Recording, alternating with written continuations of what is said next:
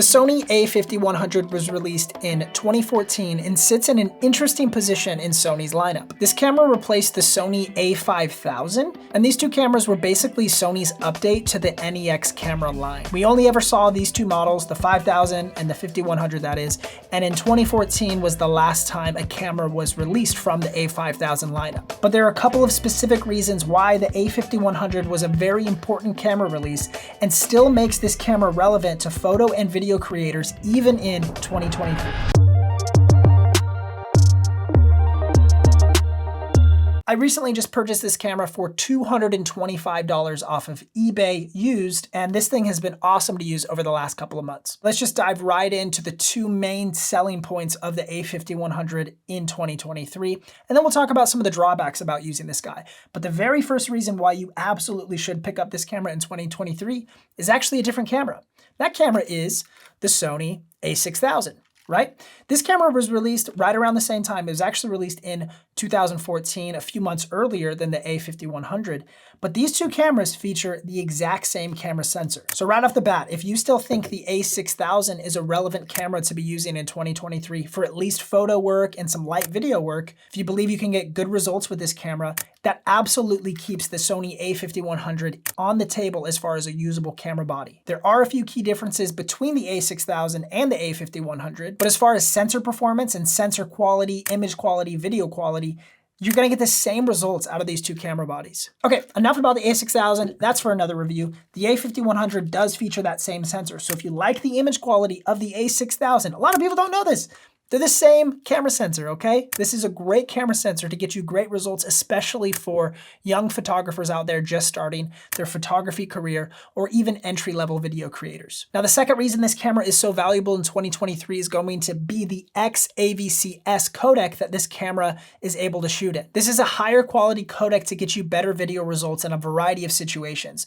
It really just retains more data in your image and allows you to shoot in up to 50 megabits per second in 24, 30, and 60 frames a second at 1080p. I'm gonna show you a bunch of footage that I shot here on the screen, some from a behind the scenes angle at a wedding that I recently just filmed, and some other footage from the Oregon State Fair that I brought this camera with me, and I shot in actually a few low light situations. It was definitely around sunset hour, and so I had to bump my ISO, and you can see that even around 800 or 1600 ISO, this camera performed really well for video results. And this primarily stems around this camera's XAVC-S codec. What's interesting about this camera is it's actually branded still as the AVCHD. I don't know if you can see that on there, but right here, it literally says AVCHD, okay? And that's how they pitched a lot of those NEX series cameras. And actually the same thing is written on the Sony A6000 right there, AVCHD, right?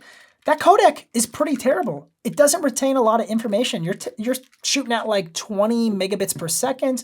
These guys shoot at double the information per second to be able to capture, okay? That's a lot more color information and a lot more detail to preserve in your images by shooting at that XAVC-S codec. Another thing I love about the A5100 is it has the same autofocus system as the A6000, which at the time was a revolutionary autofocus system in the mirrorless camera industry back in 2014. So you get that same autofocus system in the A6000 in this guy right here. Something you get on the A5100 that you do not get on the A6000 is going to be touch focus capability. So you can actually tap to focus different points on the screen and you can be able to track a subject. I actually tested this out at the fair when I was trying to track some footage of my son walking through where all these animals were. And then my wife was visiting an art gallery and I did this little test right here that you can see on the screen where it actually tracked really well. It tracked her all the way through this art gallery. And we're talking about a $225 camera that is able to use touch tracking and track subjects pretty reliably in most situations. You also get a micro HDMI port on the A5100, which allows you to connect it to something like the Atomos Ninja 5 recorder, and then that allows you to shoot in uncompressed 8-bit 422 video files by recording to that external monitor, okay? So you're getting high quality images. That would be ProRes as well if you used the Atomos Ninja products. So this camera really just unlocks a lot of capabilities for young video creators who want to maximize the potential of these older camera sensors. Okay, but with every cheap camera, there's obviously some drawbacks. So one of the first things that I don't love about this camera would be there's there is no viewfinder. So that's a big trade-off between the Sony A6000. You do get a viewfinder on that camera. This guy has no viewfinder, so you're just reliant on the back LCD screen, which a lot of these smaller Sony cameras don't have great LCD screens, okay? It's not a great super bright screen, and it's not super detailed, so you don't know for certain that your image is gonna be looking just outstanding because the screen just isn't outstanding to begin with. Another thing I don't love is the older menu system that the A5100 and the A6000 have. This is in line with around like the A7 III sort of menu system. It's one iteration previous to what we have now in these newer Sony cameras like the FX3, which is what I'm filming on right now. So I don't love this system, but it's definitely better than what the NEX line had, which was 2 iterations ago, and that just felt like you were on an old video game or something. Hated that menu system. This one is a little bit better at least. Now the body design is just super small. So if you like small camera bodies, if you like the NEX style of camera bodies, I'm sure you'll like the A5100. Something that I actually noticed that I have right here is the Sony NEX3N. And now this camera and the A5100 are so similar in so many regards. It has the same style flip up screen that just flips directly vertical. So these cameras are very similar in that regard. They have essentially the exact same on and off switch with a zoom rocker at the top surrounding the shutter release. They both have the same internal flash built into the body that kind of extends out over the lens mount. And they both have the same side ports. So they have HDMI out as well as the SD card slot and a charging slot on the side of the camera. Most of the NEX cameras have their SD card slot on the bottom of the camera where the battery port is. And that's exactly how the A6000 is as well. The SD card slot is accessed through the bottom of the camera right here. So if you're looking for some cheap camera bodies and you want a camera system that pairs really nicely with each other and is essentially the exact same camera body, just for that muscle memory. It's kind of like playing a video game and you don't want to have to like move all your buttons around or try a different controller or a different system, like if you're shooting on or you're playing games on PlayStation or Xbox, right? Different controller layouts.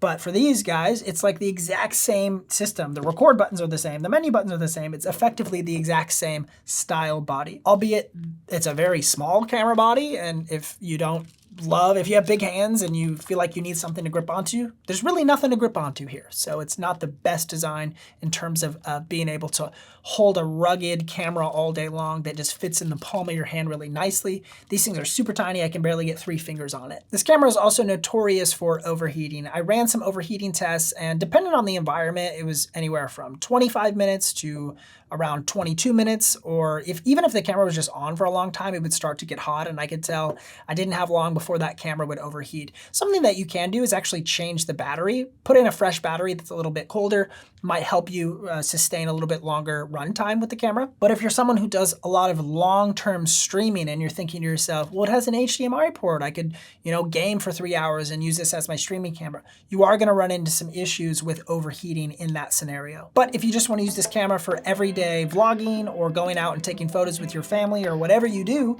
if you're a collector and you wanna collect these kinds of cameras, this camera takes wonderful images, it takes wonderful video. You will not be disappointed with the image quality out of the A5100, even in 2023. Hope you found this review helpful. If you have questions about any of the NEX cameras or the A5000s or the A6000, all of these cheaper compact style Sony cameras, feel free, drop those comments down below and I'll be sure to respond as soon as I can. Thank you guys so much for taking time to watch this video. If you enjoyed it, feel free to leave a like and subscribe if you haven't already. I have a ton more videos you can check out on this channel about Sony Alpha cameras. Thanks so much, guys. Much love.